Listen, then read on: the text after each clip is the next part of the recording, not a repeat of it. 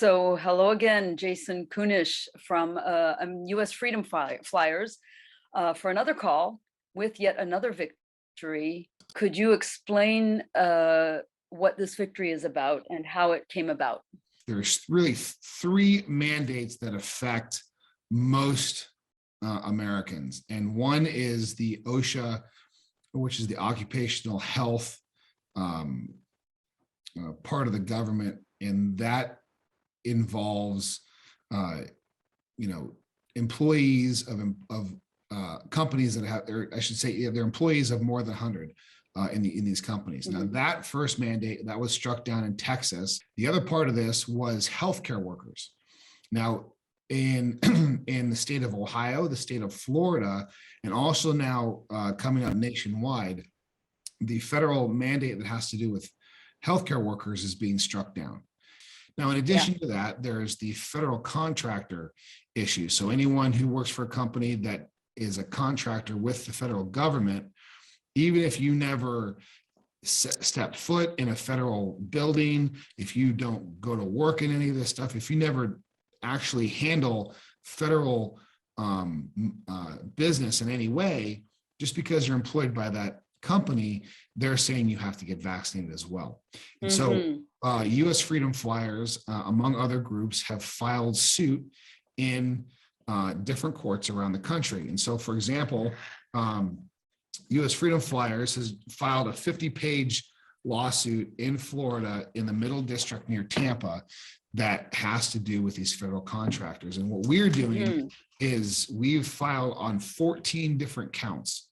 And without running through all 50 pages and reading this to you, it's just kind of boring.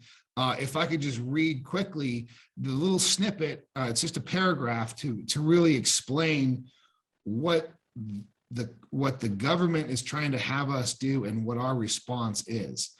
And what we're saying is that the real driving force behind mandates has been to compel more of the population of the United States to become vaccinated. The government is coming out and saying, we need to get everybody vaccinated. We need to do this so that we can have integrity in the supply chain and so we can have seamless transition of goods.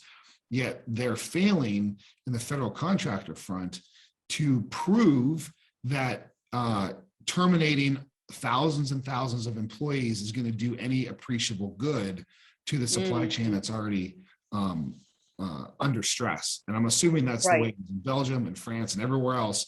It's a huge problem here in the United States. But today, also a couple things happened.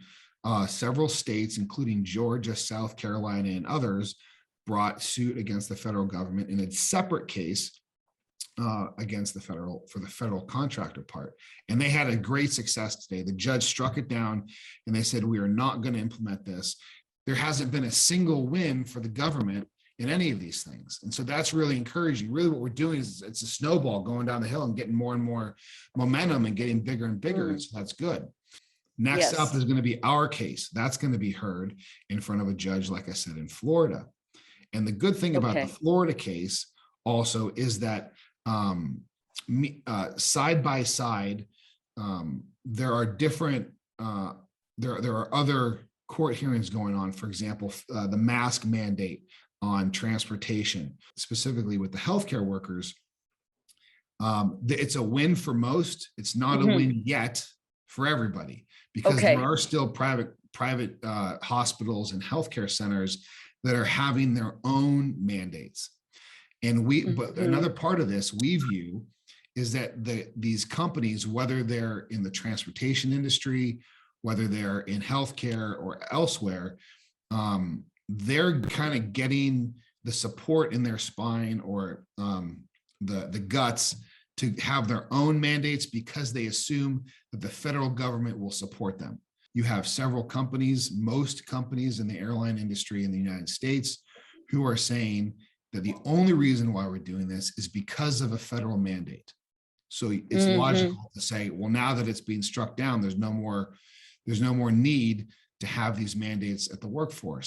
Now, this is a long game. Right. Again, these mandates are going to be struck down at the federal level, and then we're going to go back in and attack these companies individually so that we can have a greater win across, because again, we are a group of freedom flyers. We're in the transportation industry, but Right. we're doing this really for all the citizens of this country, and really anyone else around the world is looking at this saying, we're not going to stand up for this. These are our rights that are being taken away. They're not rights that come from the government.